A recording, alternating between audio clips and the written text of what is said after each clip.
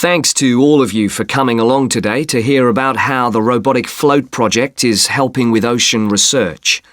Well, first of all, we'll look at what a robotic float does and its use. So let's start with the device itself. It looks a bit like a cigar, and it's about 1.5 meters long. More importantly, it's full of equipment that's designed to collect data. So it can help us in building up a profile of different factors which work together within the world's oceans. Sounds like a big project. Isn't it too big for one country to undertake? That's quite true, but this project is a really good example of international cooperation. Over the last 5 years, scientists from 13 countries have been taking part in the project and launching floats in their area of ocean control. And next year, this number will rise to 14 when Indonesia joins the project. That's impressive. But let's move on to how floats work. The operational cycle goes like this. Each of the floats is dropped in the ocean from a boat at a set point and activated from a satellite. Then the float immediately sinks about 2,000 meters. That's 2 whole kilometers down in the water. It stays at this depth for about 10 days and is carried around by the currents which operate in the ocean at this level. During this time, it's possible for it to cover quite large distances, but the average is 50 kilometers. So, what is it actually recording? Well, at this stage, nothing. But as it rises to the surface, it collects all sorts of data. Most importantly, variations in salinity, that's salt levels, and the changes in temperature, a bit like underwater weather balloons. Then, when it gets back to the surface, all the data it's collected is beamed up to the satellite. After about 5 hours on the surface, the float automatically sinks, beginning the whole process again. What happens to the data?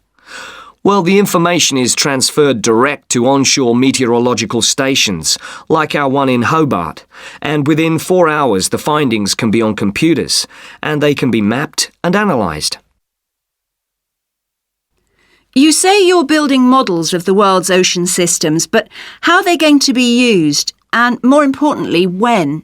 Some of the data has already helped in completing projects. For example, our understanding of the underlying causes of El Niño events is being confirmed by float data.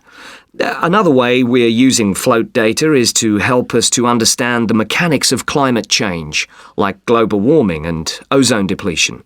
That's part of an ongoing variability study, but the results are still a long way off. However, this is not the case with our ocean weather forecasting. Because we know from the floats what the prevailing weather conditions will be in certain parts of the ocean, we can advise the Navy on search and rescue missions. That's happening right now, and many yachtsmen owe their lives to the success of this project. In addition, the float data can help us to look at the biological implications of ocean processes.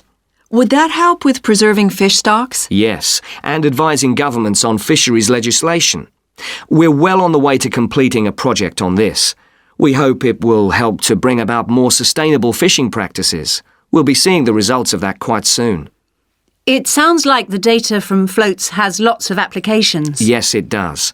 It's also a powerful agricultural tool. If we were aware of what the weather would be like, say, next year, we could make sure that the farmers planted appropriate grain varieties to produce the best yield from the available rainfall. That sounds a bit like science fiction, especially when now we can't even tell them when a drought will break. I agree that this concept is still a long way in the future, but it will come eventually, and the float data will have made a contribution.